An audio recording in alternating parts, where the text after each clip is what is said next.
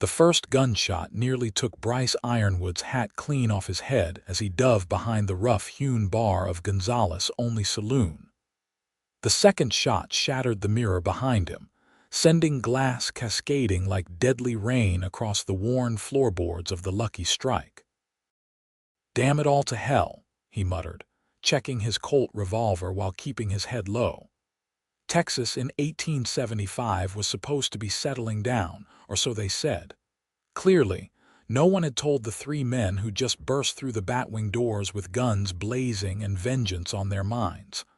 Ironwood. A voice bellowed across the now empty saloon. "You killed my brother in Lerdo. Time to pay the debt." Bryce closed his eyes briefly, mentally counting his remaining bullets. 4. Not ideal against 3 angry men who'd ridden 2 days to find him. His fingers instinctively traced the small scar along his jawline, a reminder of the last time someone had tried to collect on a debt they believed he owed. "Your brother drew first, Yates," Bryce called back, his voice steady despite the hammering in his chest. "I was just faster." Nothing personal about it. The answering gunshot splintered the wood just inches from his face. "Seems plenty personal to them," the bartender whispered from his position crouched at the far end of the bar. Bryce nodded grimly.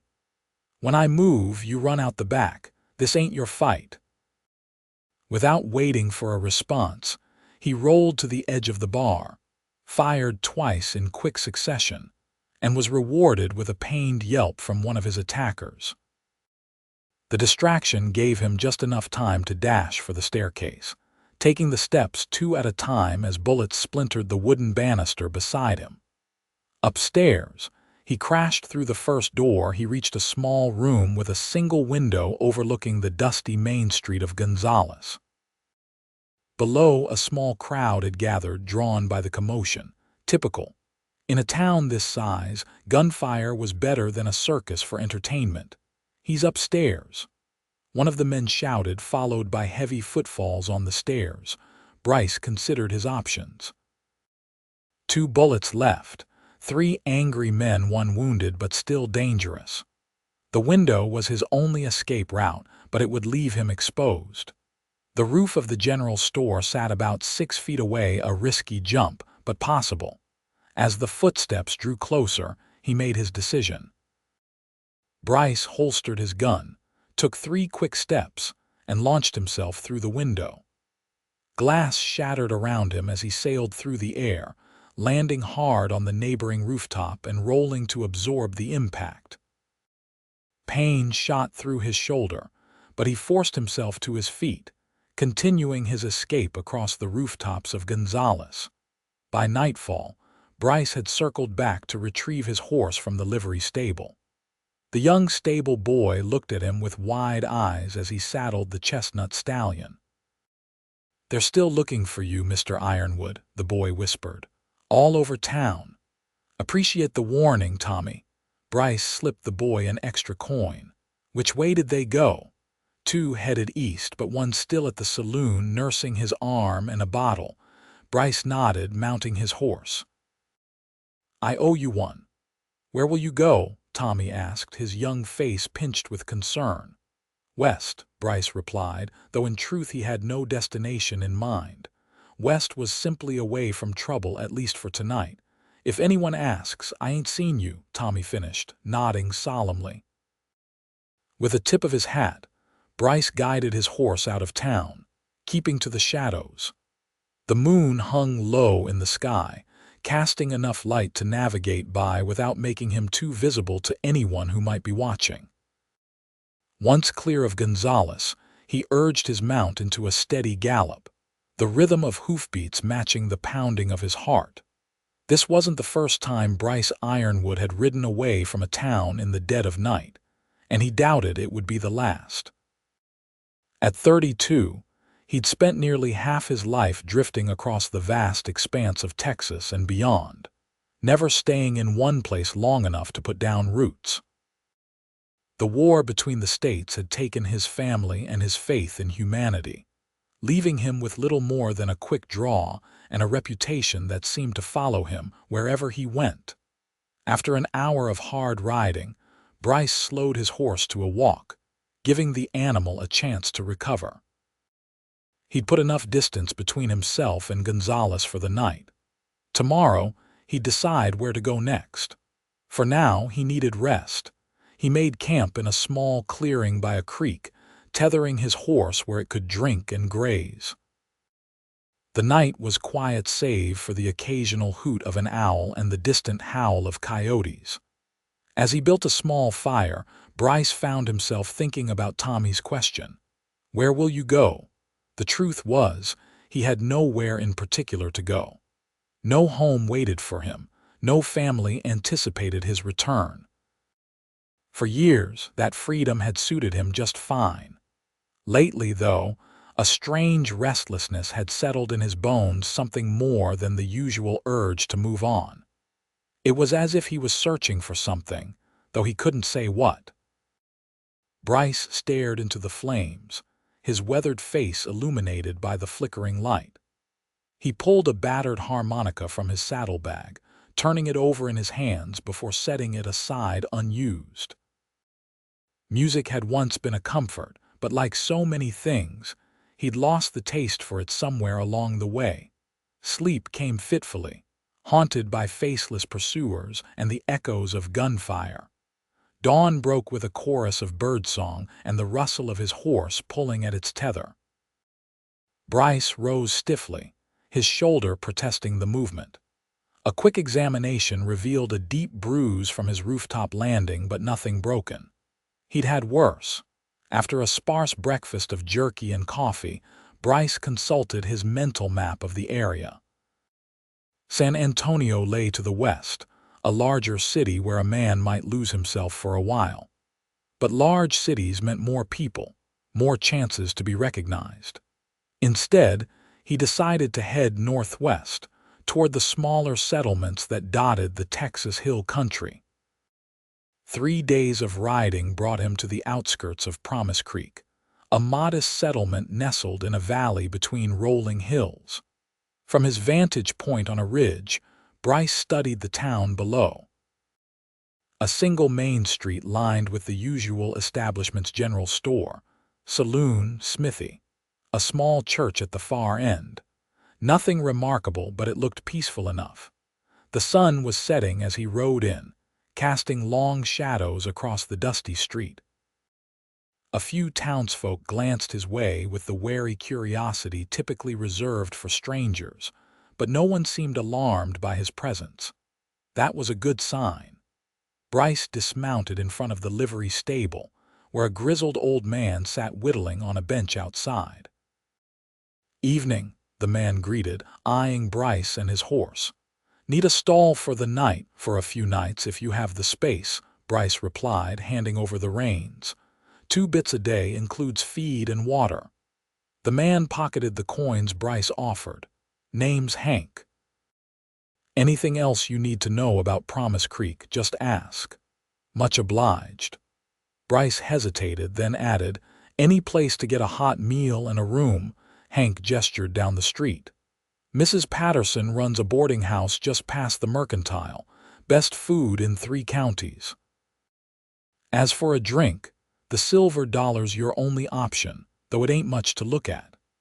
With a nod of thanks, Bryce collected his saddlebags and rifle, making his way toward the boarding house. The building was a 2-story white clapboard structure with a wide front porch and neatly tended flower beds. It looked well maintained, a stark contrast to many of the establishments he'd frequented over the years.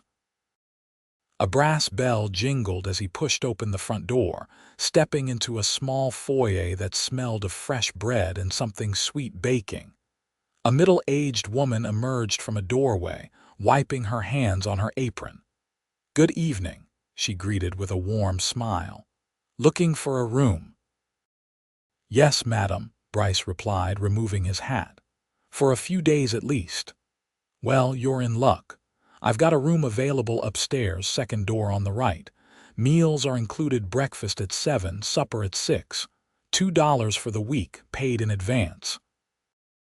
Bryce handed over the money, introducing himself simply as Bryce. No need for his full name unless asked directly. "Eliza Patterson," the woman replied, tucking the money into her pocket. "Rules are simple. No guns at the table, no drunkenness, and respect the other boarders. Break any of those and you'll be looking for new accommodations." "Yes, madam," he agreed, finding her directness refreshing. "Won't be a problem." Mrs. Patterson's expression softened slightly. "Supper's in about an hour. You've got time to get settled and cleaned up if you like." Washrooms at the end of the hall upstairs. The room was small but clean, with a narrow bed, a dresser, and a chair by the window that overlooked the main street. Bryce set his rifle against the wall and placed his revolver on the nightstand before unpacking his meager belongings. A quick wash and a change of shirt later, he felt almost human again. Downstairs, the dining room was filling with the other boarders, a mix of permanent residents and travelers like himself. Bryce took an empty seat at the far end of the long table, nodding politely to the others but offering no conversation. The meal exceeded his expectations. Roast chicken, potatoes, fresh vegetables, and apple pie for dessert. As the other diners engaged in easy conversation around him, Bryce ate in silence, observing. There was a schoolteacher, a clerk from the mercantile, an elderly couple, and a young man who mentioned working at the bank. Normal people with normal lives, the kind of stability Bryce had never known. After dinner, he thanked Mrs. Patterson and stepped out onto the porch, lighting a cigarette and watching as the town settled into evening. The saloon across the street was beginning to come alive, light and music spilling from its windows. Bryce considered turning in early but found himself crossing the street instead. One drink to help him sleep, that was all. He'd keep to himself, stay out of trouble. The Silver Dollar was busy but not crowded, with several tables occupied and a few men standing at the bar. A piano player in the corner tapped out a lively tune, though no one was dancing. Bryce made his way to the bar, ordering whiskey and finding a quiet spot to nurse his drink. He was on his second whiskey when the commotion started, a heated exchange between two men at a card table that quickly escalated to shoving. Bryce tensed, his hand instinctively moving toward his gun before he caught himself. Not his fight, not his problem. The bartender seemed to have things under control, separating the men with practiced efficiency. As the situation de-escalated, Bryce relaxed slightly, returning his attention to his drink. "You must be new in town." The voice came from his left, a woman's voice, low and melodious. Bryce turned to find a pair of intelligent brown eyes regarding him with interest. She was perhaps in her late 20s, with chestnut hair pulled back in a practical style, a few wayward curls framing her face.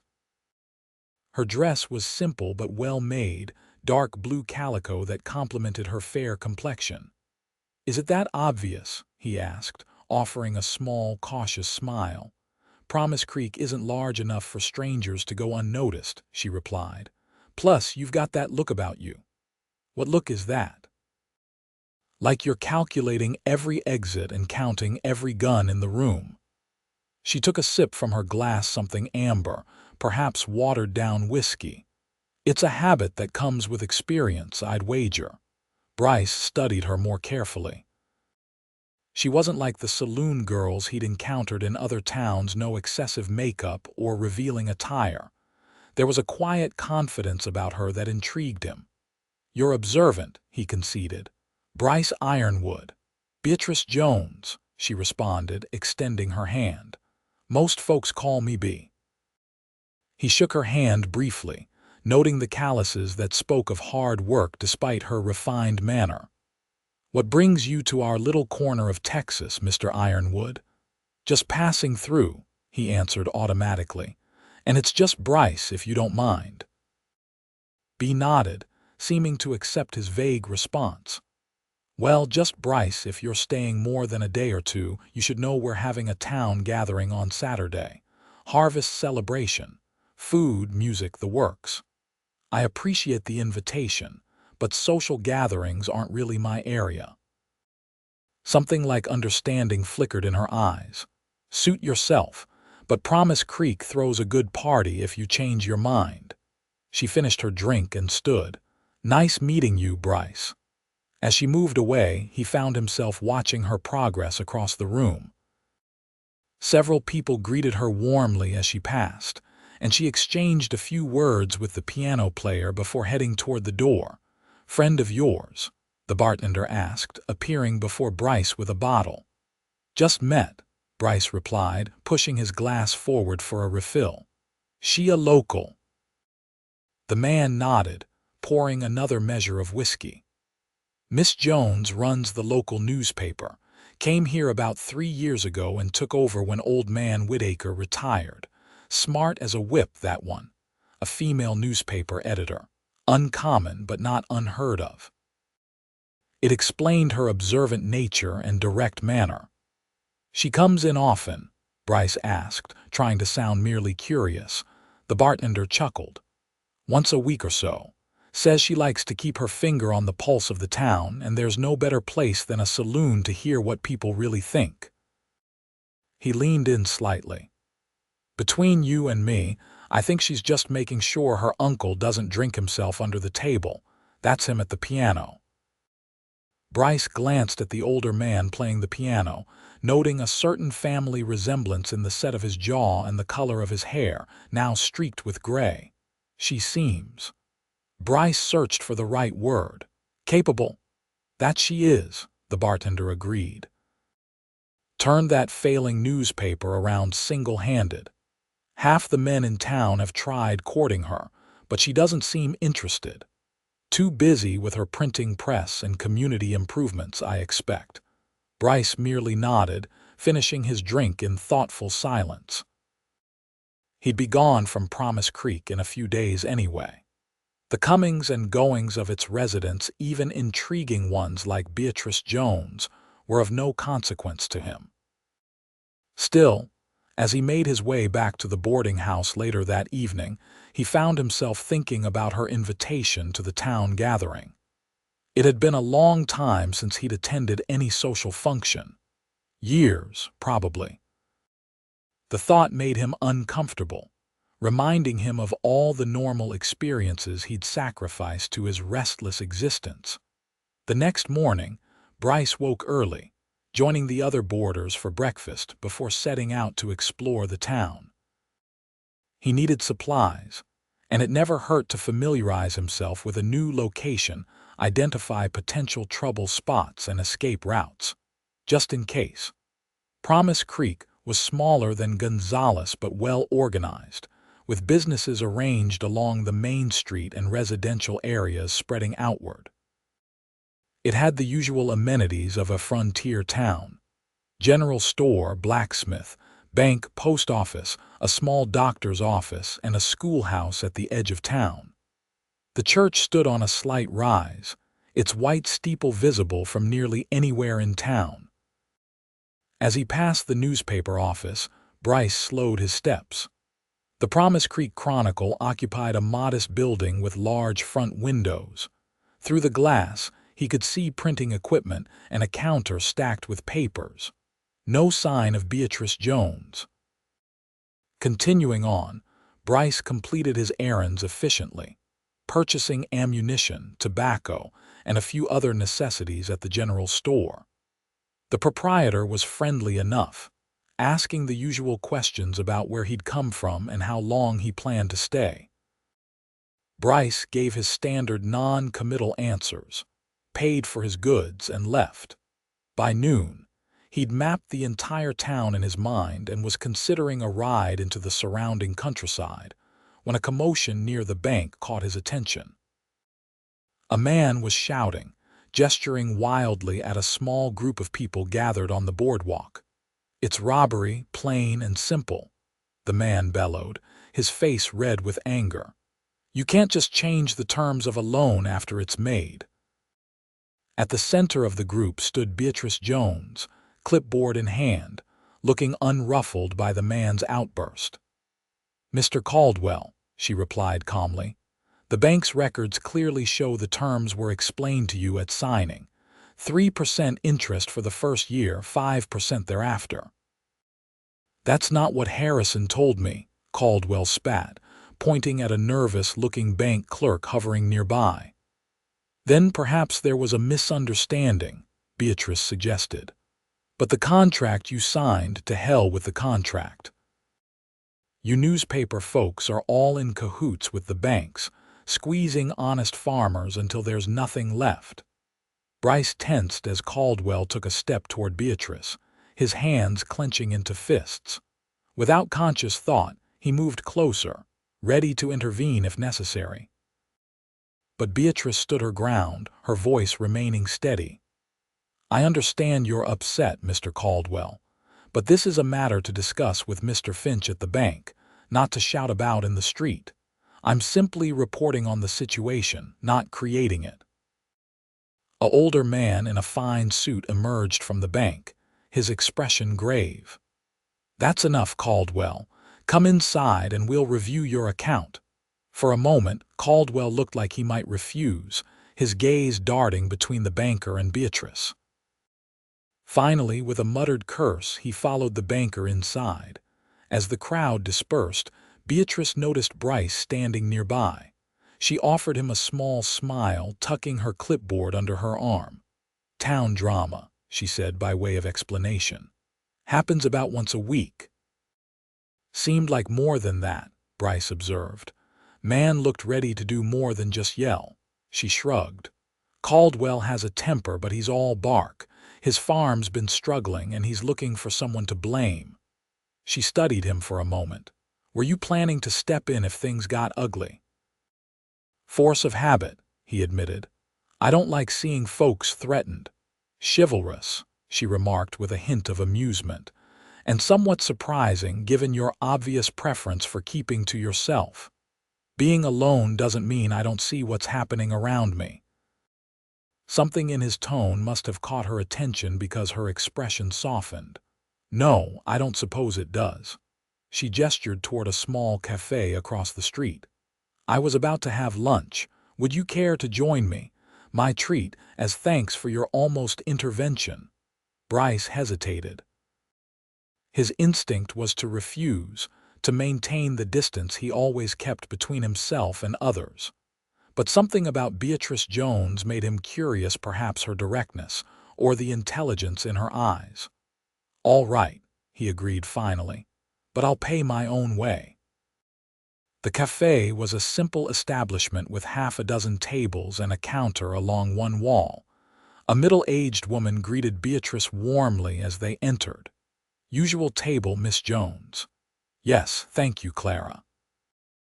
Beatrice led the way to a corner table with a good view of both the street and the cafe's interior.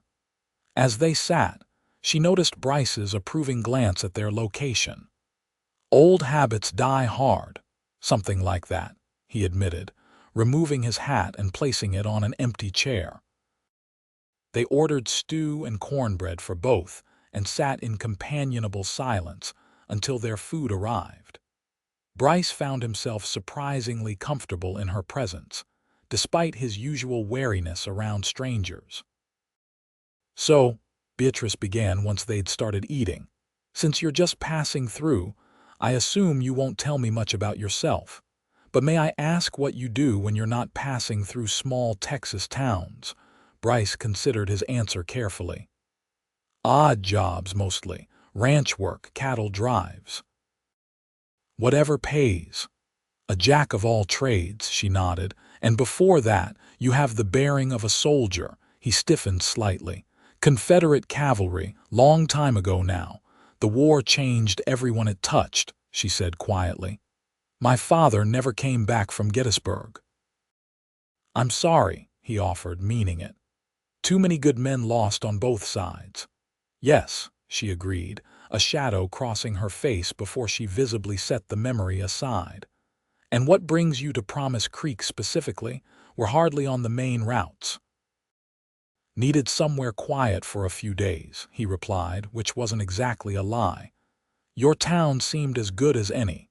Beatrice raised an eyebrow. Trouble following you. What makes you say that? Like I said yesterday, you count exits and guns. That's the habit of a man who's been in situations where knowing such things meant survival. She took a sip of her water. And you didn't actually answer my question, which is an answer in itself. Bryce couldn't help but smile slightly. You'd make a good poker player, Miss Jones. She corrected. And I am. Wednesday nights at the back of the Silver Dollar. You're welcome to join us, though I should warn you that Dr. Freeman plays like his life depends on it. I'll keep that in mind. They finished their meal discussing safer topics, the unusually mild weather, the upcoming harvest celebration, local gossip that Beatrice thought might interest a newcomer. As they prepared to leave, she hesitated. About Saturday's gathering, I hope you'll reconsider attending. It's a good way to see Promise Creek at its best. Before Bryce could respond, a young boy burst into the cafe out of breath and wide-eyed. Miss Jones, he panted. You gotta come quick. There's trouble at the Chronicle. Beatrice was on her feet instantly. What kind of trouble, Jamie? Mr. Caldwell and some others. They're real mad about your article. Said they're gonna break your printing press if you don't print a retraction. Without a word, Beatrice rushed toward the door, Bryce close behind her. They hurried down the street to the newspaper office, where 3 men stood on the porch, one of them pounding on the locked door. Open up, Miss High and Mighty, Caldwell shouted. We've got some edits for your next edition. Beatrice slowed her pace as they approached, squaring her shoulders. Bryce could see her mentally preparing for the confrontation. Mr. Caldwell, she called, her voice firm. Step away from my door, please. The men turned, their expressions a mix of anger and surprise. Caldwell's face darkened when he spotted her. There she is, boys. The woman who thinks she can ruin a man's reputation with her fancy words. He jabbed a finger in her direction. Your article made me look like a fool who can't read a simple contract. My article reported the facts of your dispute with the bank, Beatrice replied calmly, though Bryce could see tension in the set of her jaw. If you have a specific complaint about inaccuracies, I'm happy to discuss it civilly. Civilly, Caldwell snorted. Like you were civil printing that garbage. Everyone in town reads your paper. Now they all think I'm either stupid or a liar. One of Caldwell's companions, a burly man with a thick beard, stepped forward. We want a new article printed. One that tells the truth that the bank changed the terms after Jacob signed.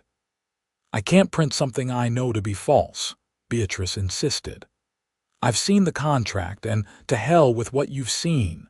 Caldwell lunged forward, grabbing Beatrice's arm roughly. Bryce moved without thinking, his hand closing around Caldwell's wrist with enough force to make the man yelp in pain. That's enough, Bryce said, his voice low and dangerous. Take your hands off the lady. This ain't your business, stranger, the bearded man growled, reaching for something in his coat. I'm making it my business, Bryce replied, his free hand hovering near his holstered revolver. And I suggest you think real careful about what you're reaching for. A tense silence fell over the group. Bryce could feel Beatrice's eyes on him, but he kept his gaze locked on the 3 men, assessing the threat. Caldwell's anger was genuine, but he was also clearly afraid. The bearded man was the most dangerous, steady gaze, hand still inside his coat. The 3rd man looked uncomfortable, already backing away slightly. Jacob, the 3rd man said nervously, maybe we should talk to the sheriff instead. Sheriff's out of town until tomorrow, Caldwell spat, but his resolve was clearly wavering. Then I suggest you use the time to cool off and reconsider your approach, Bryce said, releasing Caldwell's wrist with a small shove. Because I guarantee breaking into Miss Jones's property won't end well for any of you. For a moment, it could have gone either way. Then the bearded man slowly removed his empty hand from his coat, nodding to Caldwell. Another time. The three men backed away, Caldwell pausing just long enough to point a finger at Beatrice. This isn't over. Only when they disappeared around the corner did Bryce relax slightly, turning to Beatrice. "You all right?" she nodded, rubbing her arm where Caldwell had grabbed her. "Thank you. That could have gotten ugly." "Seems like reporting the news is a dangerous business in Promise Creek," Bryce observed as she unlocked the door to her office. "Only when the news isn't what people want to hear," she replied, gesturing for him to follow her inside. "Unfortunately, that's often the case." The interior of the Chronicle was a single large room, dominated by a printing press, and several work tables covered in papers and typesetting equipment. A small office area was partitioned off in one corner, with a desk and filing cabinets. The walls were decorated with framed newspaper front pages and a large map of Texas. Beatrice moved to her desk, opening a drawer and removing a small revolver which she checked before returning it to the drawer. "You're armed," Bryce observed, slightly surprised. "Woman alone running a business." "Of course I am." She sank into her chair, sighing, "though I've never had to use it, thankfully." Bryce leaned against a nearby table, studying her. "Does this happen often? People threatening you over articles, threats occasionally, usually just angry words?" She ran a hand through her hair, dislodging a few pins. "Caldwell's taken it further than most. He's desperate about to lose his farm if he can't renegotiate his loan. Still doesn't give him the right to threaten you." "No," she agreed, "but I understand his fear." She looked up at him, her expression thoughtful. "You handled that situation like someone used to conflict," Bryce shrugged. "Told you odd jobs, including keeping the peace, sometimes." He straightened, suddenly uncomfortable with her scrutiny. "I should let you get back to work." As he turned to leave, she called after him. "The offer still stands for Saturday, in case you're still in town." Bryce paused at the door, looking back at her. "I'll think about it." The encounter at the newspaper office left Bryce unsettled for reasons he couldn't quite identify. He spent the rest of the afternoon at the livery stable, grooming his horse and making small repairs to his simple tasks that required just enough concentration to quiet his mind. By evening, he'd resolved to leave Promise Creek the following day. His original plan to stay a few more days suddenly seemed unwise. The confrontation with Caldwell had drawn attention he didn't need, and there was something about Beatrice Jones that made him uncomfortable, not in a threatening way, but in a manner that suggested complications he'd long avoided. That night at dinner, Mrs. Patterson announced to her boarders that the harvest celebration would be held in the town square on Saturday, starting at noon. "It's quite the event," she explained, passing a basket of rolls. "Everyone brings food, there's music and dancing. Even folks from the outlying farms come in for it." "Will you be attending, Mr. Ironwood?" the schoolteacher asked politely. "I'll be moving on tomorrow, madam," he replied, "but it sounds like a fine gathering." After dinner, Bryce packed his few belongings, planning an early departure. He was just checking his gun one final time when a knock came at his door. "Mr. Ironwood," Mrs. Patterson's voice called. "There's someone here to see you." Frowning, Bryce opened the door to find his landlady looking concerned. "Who is it?" "Sheriff Taylor. Just rode in from San Antonio. Says he needs to speak with you urgently." Bryce's hand instinctively moved toward his holstered gun before he caught himself. "I'll be right down." In the parlor, a tall man with a silver badge pinned to his vest stood examining a framed sampler on the wall. He turned as Bryce entered, his weathered face impassive. "Mr. Ironwood," he greeted, extending his hand. "Sheriff William Taylor, appreciate you seeing me this late." Bryce shook the offered hand cautiously. "What can I do for you, Sheriff?" Taylor glanced at Mrs. Patterson, who hovered in the doorway. "Might we speak privately?" "Of course," she replied, withdrawing quickly. "Just call if you need anything." Once they were alone, Taylor spoke in a low voice. "I received a wire from the sheriff in Gonzales. Seems there was some trouble there a few days back. 3 men looking for you. Shots fired in the saloon." Bryce tensed. "I acted in self-defense." "So I gathered," Taylor nodded. "The Gonzales sheriff confirmed as much. One of the men who came after you has a reputation for trouble." "Then why are you here?" "Because those men are still looking for you," Taylor replied grimly. "And word is they've figured out which way you headed. They were spotted in New Braunfels yesterday, asking about a man matching your description." Bryce absorbed this information, mentally calculating distances and timing. "How did you know I was here?" "Small towns, Mr. Ironwood. Word travels. The stagecoach driver mentioned a stranger who fit the description. I took a chance." Taylor removed his hat, running a hand through his thinning hair. "I'm not here to arrest you or run you out of town. Just wanted to give you fair warning." "I appreciate that," Bryce said, genuinely surprised by the sheriff's consideration. "I was planning to leave in the morning anyway." Taylor replaced his hat. "That might be wise. Though if you're interested in my opinion, running only delays the inevitable with men like the Yates brothers. Sooner or later they'll catch up to you somewhere. What would you suggest? Stay put. Let them come to ground where you have allies." Taylor smiled slightly at Bryce's skeptical expression.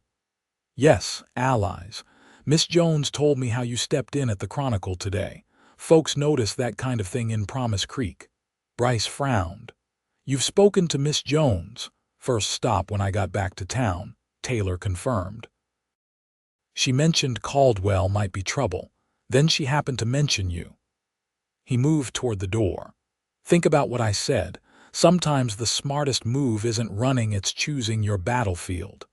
After the sheriff departed, Bryce stood in the parlor for a long time, considering his options. Taylor's advice went against every instinct he'd developed over years of drifting. Yet there was a certain logic to it.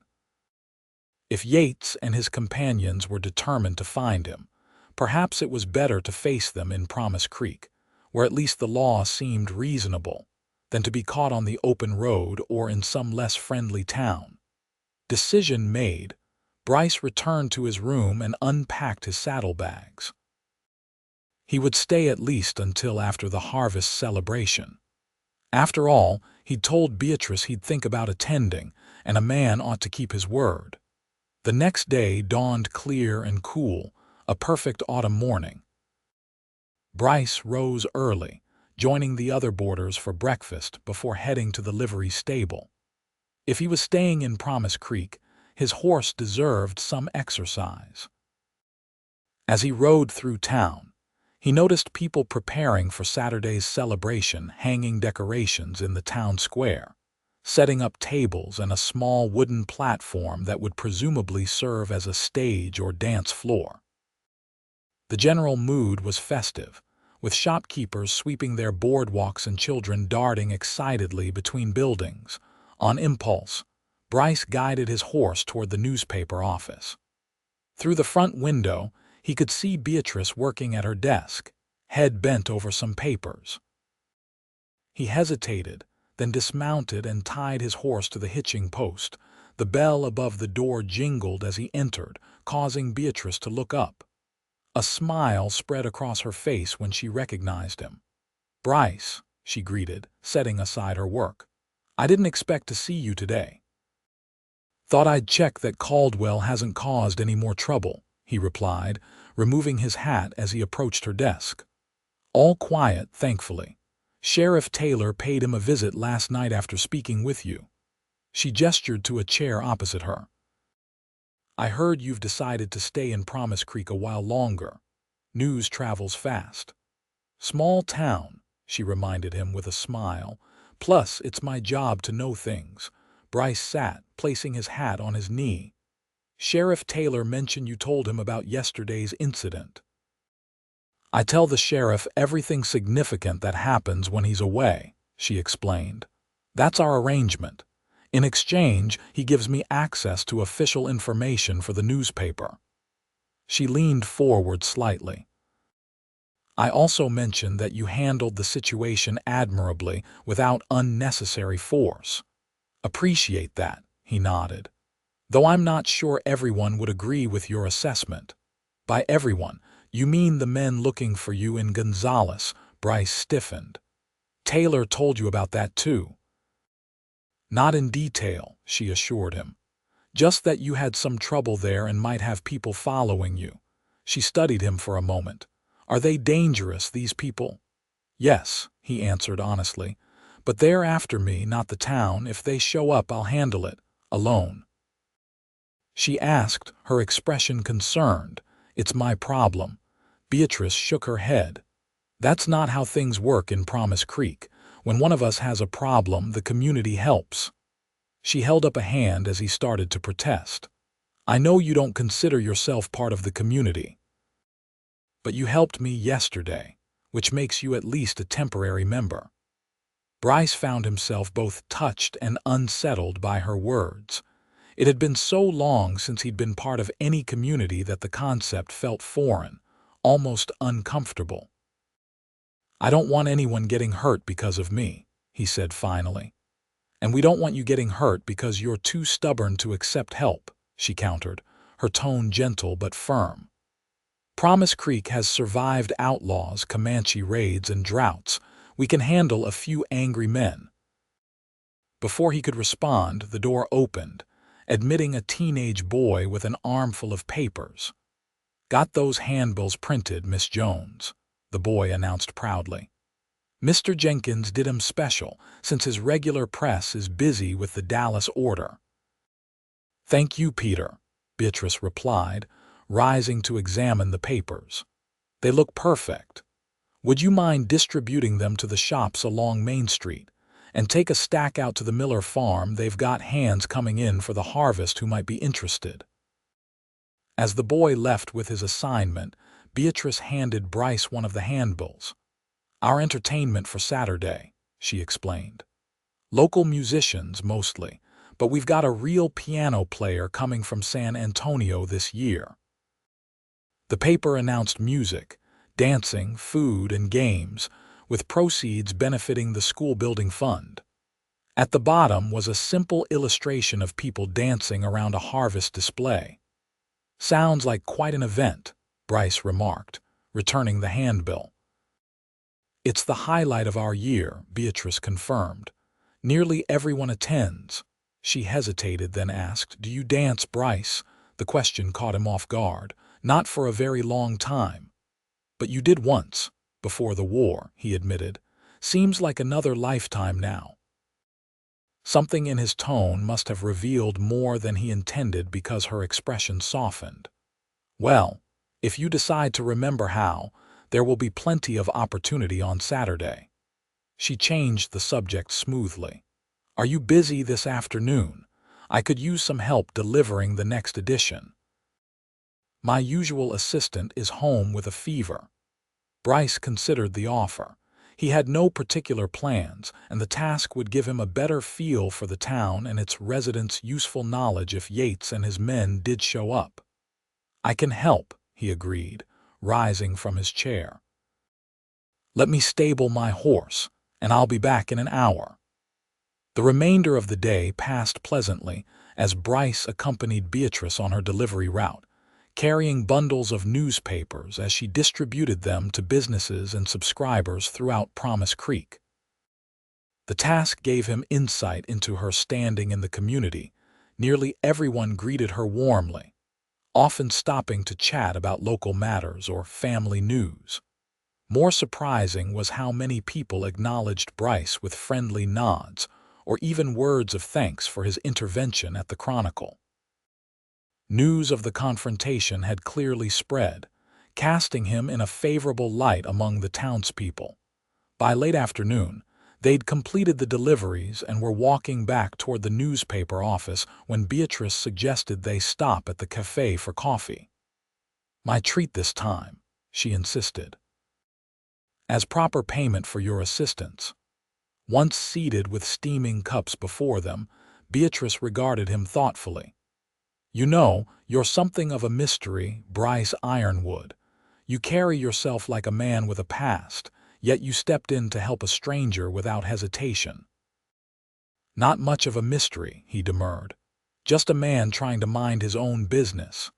"Yet you keep involving yourself in other people's business," she pointed out with a smile. "First with me, now delivering newspapers all over town. That's different, is it?" She sipped her coffee. "I think you're more accustomed to helping than you like to admit." Bryce shifted uncomfortably. "Maybe I just don't like seeing folks mistreated." "A noble quality," she nodded, "and one that suggests you've seen your share of mistreatment. Most everyone has, one way or another." Beatrice seemed to recognize his reluctance to elaborate and gracefully changed the subject. "Will I see you at the celebration on Saturday?" Bryce found himself nodding before he'd fully considered his answer. "I'll be there." Her smile was warm enough to make him momentarily forget all the reasons he should keep his distance. "Good. I'll save you a dance." The next 2 days passed quietly. Bryce kept to himself mostly, though he found his usual solitude interrupted by friendly greetings as he moved about town. Word of his assistance to Beatrice had apparently elevated him from suspicious stranger to welcomed visitor in the eyes of Promise Creek's residents.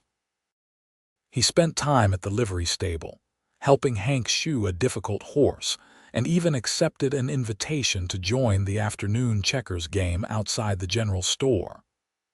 All the while, he remained vigilant, watching for any sign of unfamiliar riders approaching town. On Saturday morning, Bryce woke to the sounds of activity in the street below his window. The harvest celebration was clearly a major event, with nearly everyone in town participating in the preparations. After breakfast, he found himself volunteered by Mrs. Patterson to help carry tables to the town square. "Everyone contributes, Mr. Ironwood," she declared when he hesitated. "It's tradition." So Bryce spent the morning hauling furniture, hanging lanterns, and assisting wherever an extra pair of hands was needed. The work was straightforward, and he found a strange satisfaction in being part of the communal effort, even temporarily. By noon, the town square had been transformed. Tables laden with food lined one side, while the wooden platform stood ready for musicians at the other. Colorful bunting and autumn decorations adorned every available surface, and children darted excitedly between adults, barely contained energy waiting to be released. As promised, Bryce attended, though he positioned himself at the edge of the gathering, back to a building where he could observe both the celebration and the approaches to town. He'd cleaned up for the occasion, donning his least worn shirt and brushing his hat free of dust. The celebration began with a brief speech from the mayor, followed by a blessing from the preacher. Then the food was served, a stunning array of dishes that put Mrs. Patterson's already excellent cooking to shame. Bryce filled a plate and retreated to his observation post, nodding politely to those who greeted him, but making no effort to join any of the animated conversations happening around him. As he ate, the musicians took their places on the platform, local men and women with guitars, fiddles, and harmonicas, joined by the piano player from San Antonio seated at an upright that must have been a challenge to transport to the town square. They struck up a lively tune, and soon a space before the platform was filled with dancing couples. "I was beginning to think you wouldn't come." Bryce turned to find Beatrice beside him, looking transformed from her usual practical appearance. Her chestnut hair was arranged in loose curls, adorned with a simple ribbon that matched her dress, a deep green that complemented her coloring beautifully. The dress itself was more formal than her everyday attire, but still modest, with a fitted bodice and full skirt that rustled as she moved. "Said I would," he replied, suddenly aware of his own appearance in a way he hadn't been in years. "You look nice." A smile played at the corners of her mouth. "Such effusive compliments, Mr. Ironwood. A lady could get lightheaded from such praise." Despite himself, Bryce chuckled. "Sorry. Been a while since I've had cause to compliment a lady's appearance. You look beautiful, Miss Jones." "Thank you," she said, her smile widening. "And it's still B, remember, B," he amended. "You seem to be enjoying the celebration." "I am," she confirmed. "Though I'd enjoy it more if you'd stop standing guard long enough to participate properly." She nodded toward his position against the building. "The town isn't going to be attacked during our harvest festival." "Old habits," he shrugged. "Well, some habits are meant to be broken," she declared, setting her cup on a nearby table. "Like your apparent habit of avoiding dancing." Before he could protest, she had taken his hand and was leading him toward the dancing area. Bryce felt a moment of panic, followed by resignation. One dance wouldn't kill him, though his partners might regret his rusty skills. The musicians were playing a waltz, relatively simple as dances went. Beatrice positioned herself before him, waiting expectantly. Taking a deep breath, Bryce placed his hand at her waist, taking her other hand in his. "Fair warning," he murmured as they began to move. "I may step on your toes." "I'll risk it," she replied with a smile. The first few moments were awkward, Bryce's movements stiff and uncertain. But gradually, muscle memory took over and he found the rhythm of the dance, guiding Beatrice through the simple steps with increasing confidence. "See," she said as they circled the dancing area. "Not forgotten after all." Bryce was surprised to find himself enjoying the experience, the music, the movement, and especially the warm presence of the woman in his arms. For a few minutes, he allowed himself to forget about watching for danger, to simply exist in the moment.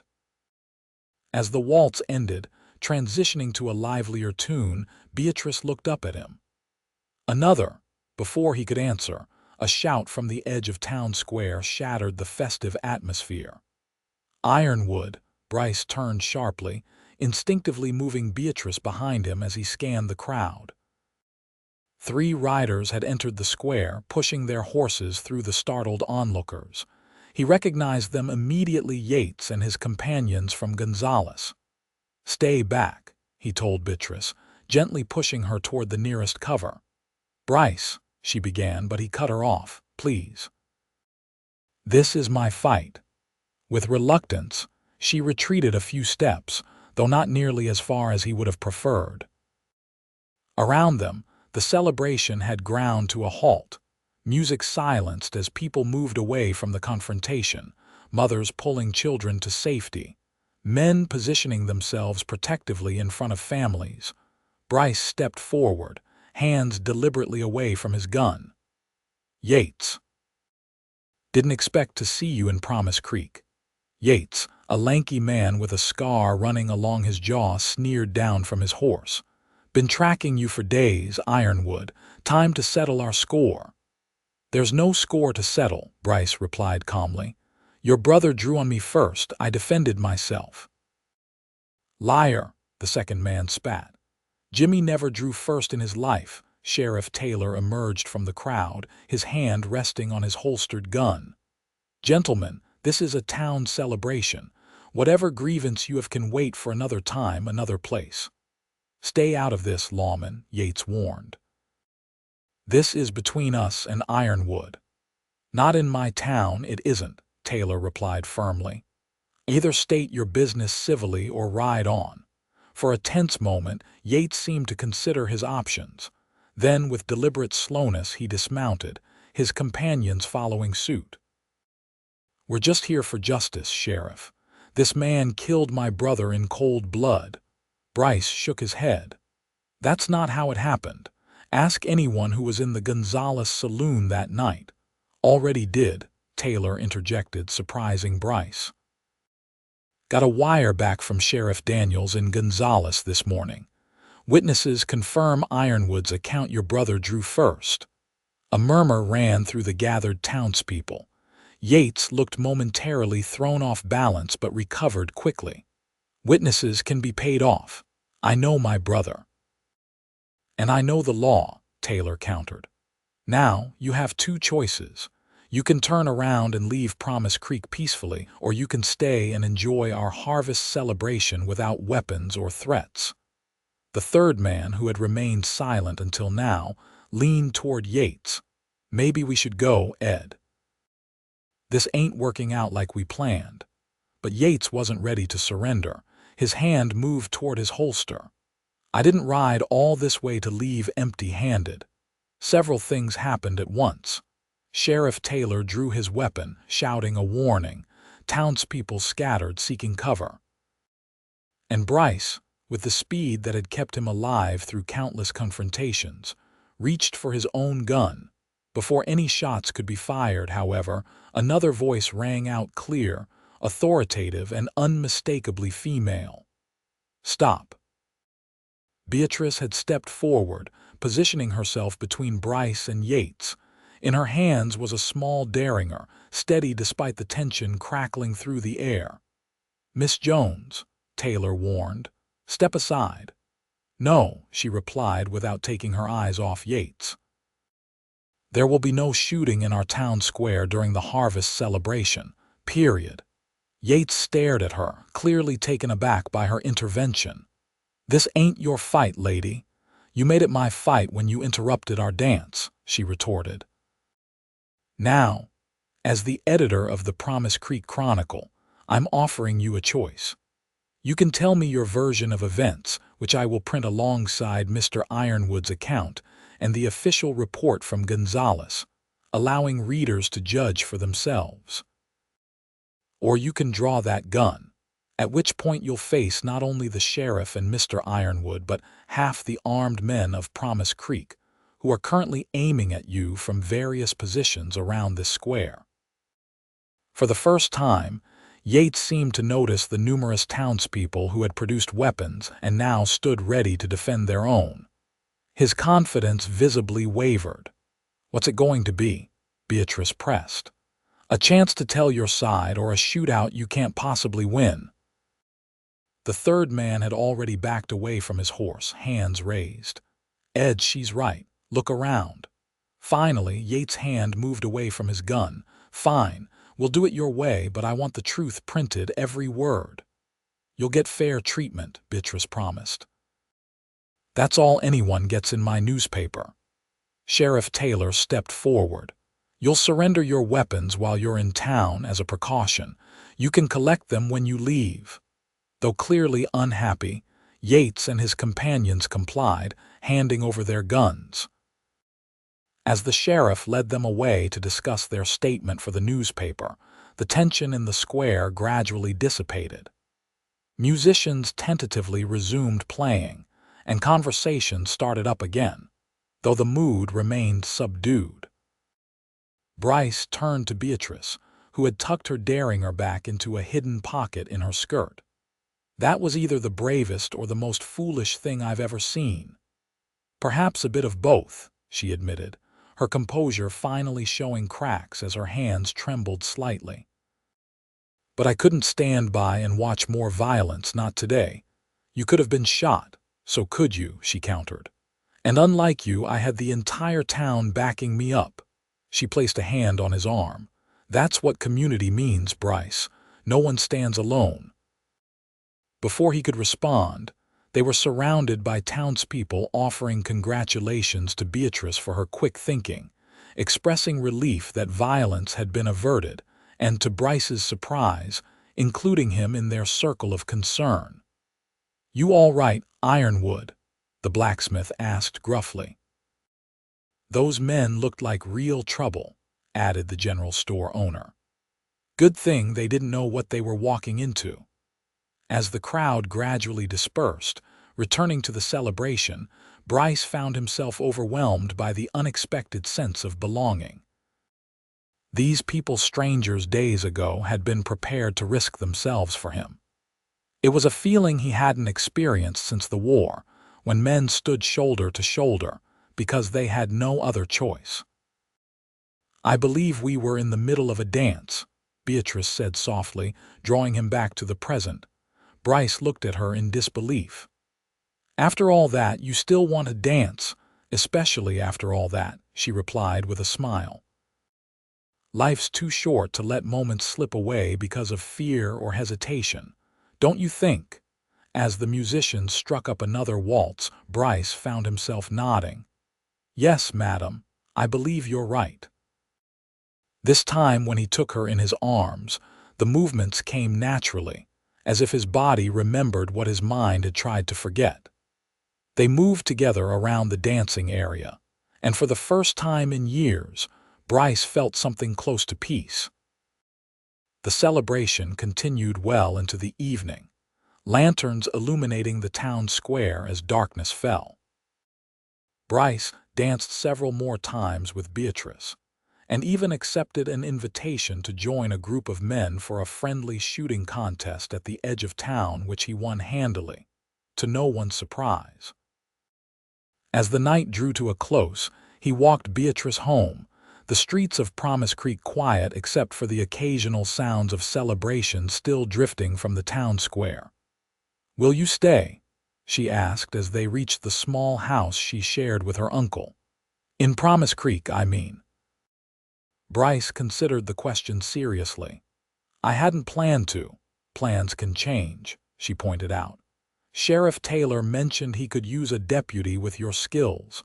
The position comes with a small house at the edge of town. Been discussing my future, have you?" he asked, more amused than offended. Beatrice shrugged, unrepentant. "Someone has to. You seem determined to avoid the subject." Her expression grew more serious. "You could have a life here, Bryce, not just existence but living." The offer was tempting in a way he hadn't expected. Promise Creek was a good town with decent people, and Beatrice, well, she was unlike anyone he'd met in his years of drifting. "I'll think about it," he promised. She studied him in the moonlight, then nodded. "Fair enough." She hesitated, then added, "Thank you for the dances." It was worth waiting for. Before he could respond, she had risen on tiptoe to press a gentle kiss to his cheek, then disappeared into her house with a soft good night. Bryce stood for a moment, touching the spot where her lips had brushed his skin. Then, with a small smile, he turned and walked back toward the boarding house, his steps lighter than they had been in years. The following morning, Bryce found Sheriff Taylor at his office, reviewing paperwork with a cup of coffee at his elbow. The lawman looked up as Bryce entered, nodding and greeting. "Ironwood, figured I'd be seeing you today." "Heard you might be looking for a deputy," Bryce said without preamble. Taylor leaned back in his chair, studying him. "Beatrice works fast, doesn't she?" At Bryce's raised eyebrow, he chuckled. "Been trying to find a suitable deputy for months. She suggested you yesterday before the celebration. Before Yates showed up. Yes, indeed. Said you had a steady hand and good judgment." Taylor set down his coffee. "The job doesn't pay much. Room at the jailhouse until the deputy's house is habitable again. Previous occupant let it go somewhat." "I don't need much," Bryce replied. "But I should tell you men like Yates aren't the only ones who might come looking for me someday. I've been in my share of situations." Taylor nodded thoughtfully. "Figured as much. Way you handle yourself, way you watch a room that comes from experience." He rose, moving to a filing cabinet. "Got something to show you." From the cabinet, he withdrew a folder, which he placed on the desk. "Telegraph came in from the Rangers last week. They're looking for men with certain skills for occasional work tracking outlaws, investigating trouble in remote areas. Nothing permanent, just when they need extra hands. Bryce opened the folder, scanning the official letterhead. "And you're telling me this because a man with your particular history and abilities could do a lot of good working with the Rangers when they need him, and serving as deputy here the rest of the time." Taylor regarded him steadily. "Promise Creek's a peaceful town most days. I could use the help when it isn't, and someone to mind things when I'm away. And you could use a home base." The offer was unexpected but not unwelcome. Bryce had never considered settling down, had convinced himself that the drifting life was his only option. But now, with Promise Creek opening itself to him and Beatrice Jones looking at him like he mattered. "When would I start?" he asked finally. Taylor smiled. "How about right now? Yates and his boys are in the cells out back. They'll be leaving town today, but I'd like someone keeping an eye on them while I handle the paperwork for their release. And after that, Taylor said, opening a drawer and removing a deputy's badge, "I'll show you that house I mentioned. It needs work, but it's solid. Has a good stable out back, room for a garden if you've got the inclination." Bryce accepted the badge, its weight unfamiliar in his palm. "I'll give it 3 months, he decided. "See if it suits." "Fair enough," Taylor agreed, extending his hand. "Welcome aboard, Deputy Ironwood." The news of Bryce's appointment spread quickly through Promise Creek. As he made his rounds that afternoon, he received congratulations and good-natured warnings about the sheriff's expectations from nearly everyone he encountered. The general feeling seemed to be approval, a sentiment Bryce found both gratifying and slightly overwhelming. He saved the newspaper office for last, stepping through the door just as Beatrice was setting the final type for the next edition. She looked up, eyes immediately finding the badge on his chest. A smile spread across her face. "Deputy Ironwood, it has a nice ring to it, does it?" he asked, removing his hat as he approached her desk. "Not sure I'm used to it yet." "You will be," she assured him. "Though I admit I'm surprised you accepted so quickly. I thought you'd need more convincing." "Maybe I'm tired of running," he admitted. "Or maybe I found something worth staying for." Her eyes softened at that. "And what might that be?" "A town that stands together," he replied. "People who help each other. A chance to use what I know to protect rather than just survive." He hesitated, then added more quietly, "And a woman who pulls men into dances they've forgotten how to do." A faint blush colored her cheeks. "I see. Well, as the town's newspaper editor, I should warn you that I'll be watching your performance as deputy quite carefully. Journalistic integrity demands no favoritism." "Wouldn't have it any other way," he assured her, a smile tugging at his lips. "Though I was hoping the woman might be less stringent in her assessment than the editor." "That," she replied with a hint of mischief, "remains to be seen. I've found that the best way to form an accurate opinion is through thorough research." "Research? Indeed." She moved from behind her desk, closing the distance between them. "For example, I couldn't possibly comment on whether Promise Creek's new deputy is as skilled at other activities as he is at dancing without proper investigation."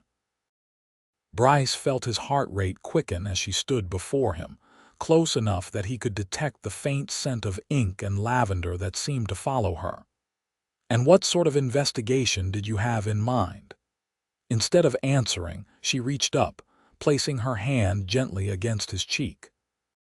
The touch was light but sent warmth spreading through him like whiskey on a cold night. "I think," she said softly, "we might start here." When her lips met his, Bryce forgot about being a deputy, forgot about Yates and all the troubles that had driven him across Texas.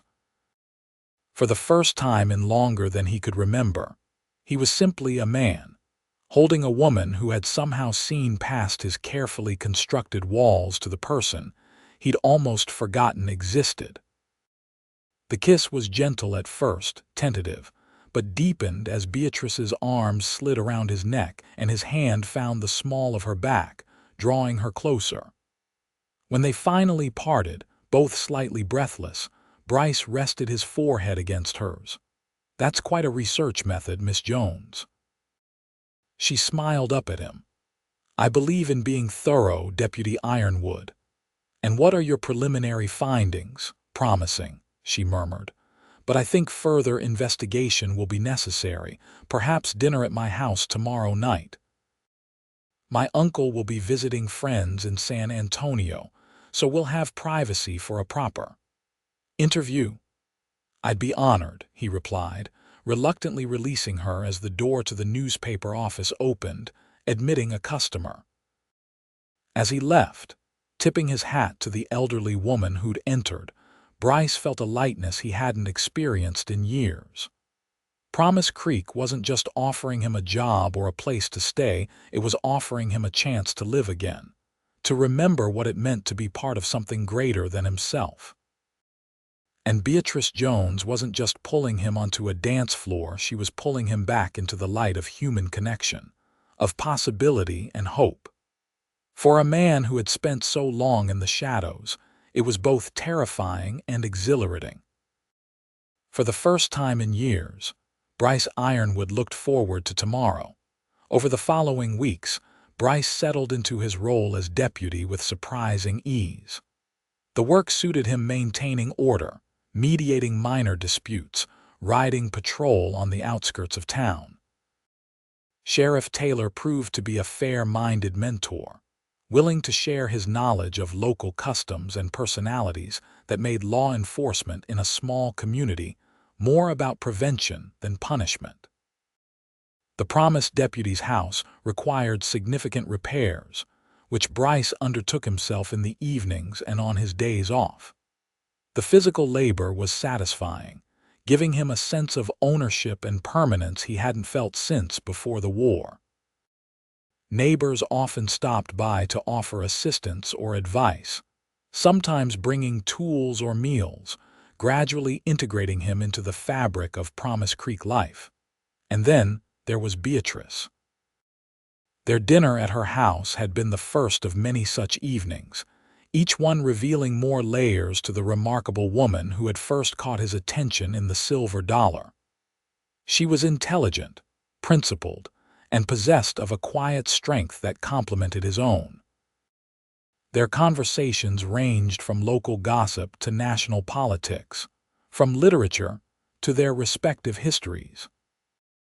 Bryce found himself sharing stories he hadn't told anyone in years about his family's small farm in East Texas, destroyed during the war, about his time in the cavalry and the disillusionment that followed, about the years of drifting, taking whatever work he could find while trying to outrun memories that never seemed to fade. In turn, Beatrice told him about growing up in St. Louis, the daughter of a newspaper man who taught her the trade before marching off to war, never to return, about coming to Texas with her uncle after her mother's death, about building a life and a reputation in Promise Creek against the skepticism of those who doubted a woman could run a successful newspaper. As autumn gave way to winter, their relationship deepened. They established a comfortable routine dinner together several nights a week, Sunday afternoons spent reading on her porch or riding in the countryside around Promise Creek, occasional evening gatherings with friends from town. Bryce even found himself playing his harmonica again, the simple melodies coming back to him like old friends. By Christmas, the deputy's house was habitable enough for Bryce to move in, though he continued to make improvements as time allowed. It was a modest dwelling, 2 bedrooms, a small parlor, and a kitchen, but it was his in a way nothing had been for over a decade. The holiday itself brought an unexpected invitation: Christmas dinner with Beatrice and her uncle, along with Sheriff Taylor and his wife. Sitting around the festive table, sharing food and conversation and laughter, Bryce experienced a profound sense of belonging that both comforted and unsettled him. Later that night, as they stood on her porch saying good night, he voiced the thought that had been growing in his mind for weeks. "I never expected this," he admitted, holding her hand in his. "Any of it. The job, the house, the town." He looked into her eyes, illuminated by the porch lantern. "You." Beatrice squeezed his hand. "Life rarely gives us what we expect, Bryce. Sometimes it gives us what we need instead." "And sometimes," he said softly, "it gives us what we don't deserve but are grateful for anyway." He kissed her then, a kiss filled with all the emotions he still struggled to express in words: gratitude, affection, and something deeper that frightened and exhilarated him in equal measure. When they parted, Beatrice's eyes remained closed for a moment, her expression serene. Then she looked up at him, a soft smile playing about her lips. "I should probably tell you that half the town is wagering on when you'll propose." Bryce chuckled, though his heart skipped at the word propose. "Is that so? And what odds am I getting? Mrs. Patterson has money on New Year's Eve. Hank from the livery thinks Valentine's Day. Sheriff Taylor refuses to participate but says you're moving slower than molasses in January. And what about you?" he asked, suddenly serious. "What's your wager?" "I'm not betting," she replied, her voice gentle. "I'm just waiting for whenever you're ready to stop thinking of Promise Creek as a temporary stop and start seeing it as home." The perception in her words struck him deeply.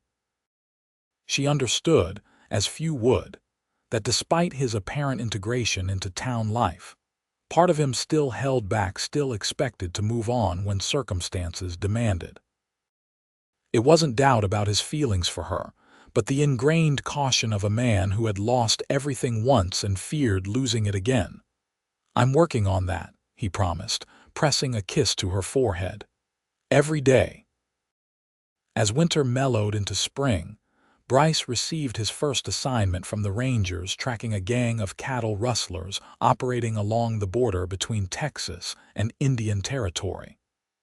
The job would take him away from Promise Creek for at least 2 weeks, possibly longer. "I don't have to accept," he told Beatrice as they discussed the telegram. "Taylor said it's my choice." "But you want to," she observed, studying his face. Bryce couldn't deny it. The challenge appealed to him, as did the opportunity to put his tracking skills to use for a worthy cause. "It's good work, important work." "Then you should go," she said simply. "Promise Creek will be here when you return. I'll be here." The absence proved illuminating. As Bryce rode the open country, following signs that others might miss, he found his thoughts constantly returning to Promise Creek, to his house with its newly repaired roof, to the familiar routine of his deputy duties, to the people who now greeted him by name wherever he went. And most of all, to Beatrice. He missed her with an intensity that surprised him: her smile, her conversation, even their occasional arguments when their stubborn natures clashed. The realization struck him as he made camp one night under a vast canopy of stars. For the first time in his adult life, he was homesick. Upon completing his assignment successfully, Bryce rode hard for Promise Creek, covering the final miles with a sense of urgency he hadn't felt in years. The sight of the town appearing on the horizon sent a surge of emotion through him: relief, anticipation, and something deeper that he finally allowed himself to name: love. Not just for Beatrice, though she was at the heart of it, but for the life he'd found in Promise Creek. The community that had welcomed him, the purpose he'd discovered, the peace he'd begun to make with his past. His first stop was the newspaper office, where he found Beatrice working late on the next edition. The joy that lit her face when she saw him standing in the doorway confirmed everything he'd been thinking on the long ride home. Without hesitation, he crossed the room, took her in his arms, and kissed her with all the feeling that had built during their separation. When they finally parted, both breathless, he didn't release her but instead held her gaze steadily. "Marry me," he said simply. Beatrice's eyes widened. "Bryce, I love you," he continued, the words coming easily now that he'd made his decision. "I want to build a life with you here in Promise Creek. I want mornings and evenings and everything in between.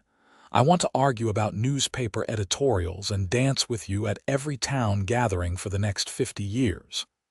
Tears welled in her eyes, but her smile was radiant. "Are you sure? Because a few weeks ago you were still talking about giving Promise Creek a try." "I'm sure," he nodded. "I realized something while I was away. For years I've been a man without a home, just passing through other people's lives. But now when I think of home, I see Promise Creek. I see this newspaper office. I see you." Beatrice placed her hand against his cheek, her touch gentle. "Then yes, Bryce Ironwood, I will marry you. Though I should warn you, once this gets out, Mrs. Patterson will be insufferable about winning the betting pool." Bryce laughed, lifting her off her feet in an embrace that expressed all the joy he felt. "Small price to pay for happiness, I'd say." They were married in the Promise Creek Church on a perfect May morning, with seemingly the entire town in attendance. Beatrice wore a simple gown of ivory silk, her chestnut hair adorned with wildflowers. Bryce, in a new suit that still felt strange after years of more practical attire, waited for her at the altar with Sheriff Taylor standing as his best man.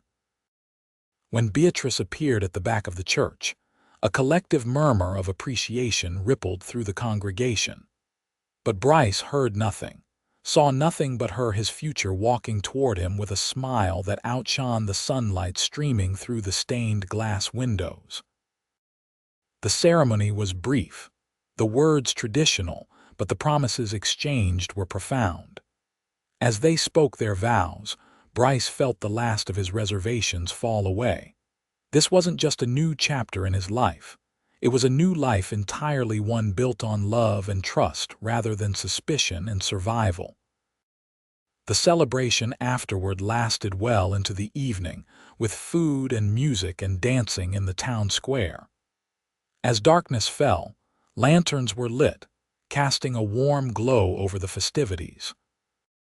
Bryce danced with his bride until both were breathless, then stood at the edge of the dancing area, watching as she shared a dance with her uncle. Sheriff Taylor approached, offering Bryce a glass of whiskey. "Congratulations, Deputy. Or should I start calling you family man now?" Bryce accepted the drink with a smile. "Deputy works fine, though I admit husband has a nice sound to it." "That it does," Taylor agreed, raising his glass in a toast. "To new beginnings." "And to Promise Creek," Bryce added, "for giving a drifter a place to land." As the night drew to a close, the newlyweds made their way to Bryce's house, now their house, amid cheers and well wishes from the townsfolk. Once inside, with the door closed against the world, Bryce took Beatrice in his arms, still hardly believing his good fortune. "Mrs.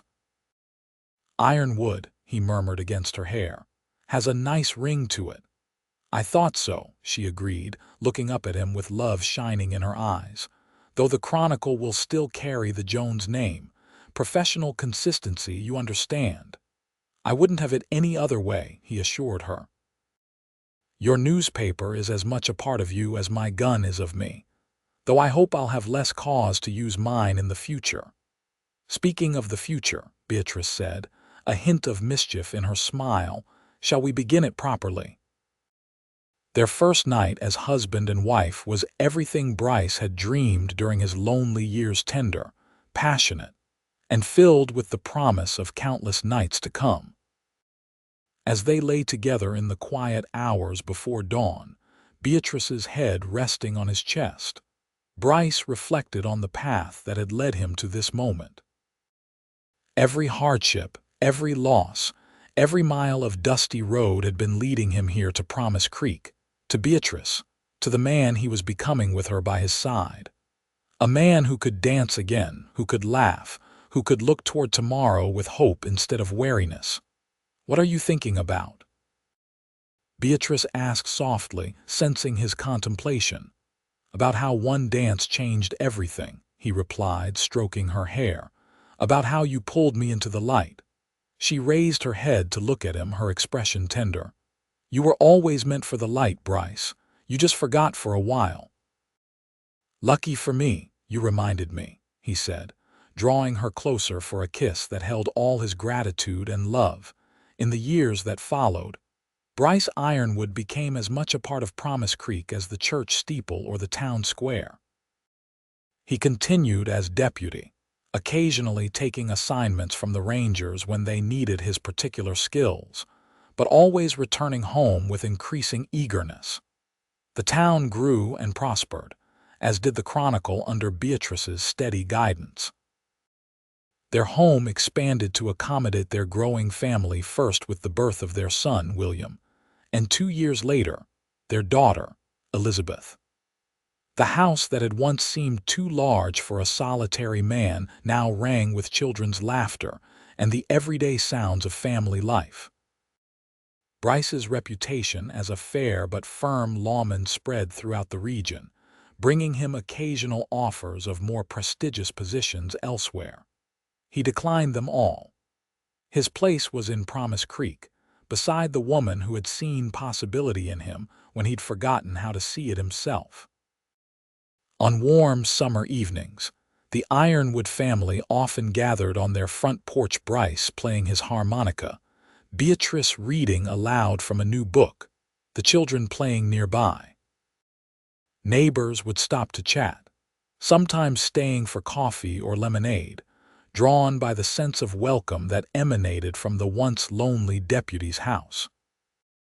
And at town gatherings, long after their hair had begun to silver and their steps had slowed, Bryce and Beatrice Ironwood could still be found on the dance floor, moving together with the grace that comes from years of partnership, a testament to the night when a woman took a cowboy's hand and pulled him into the light.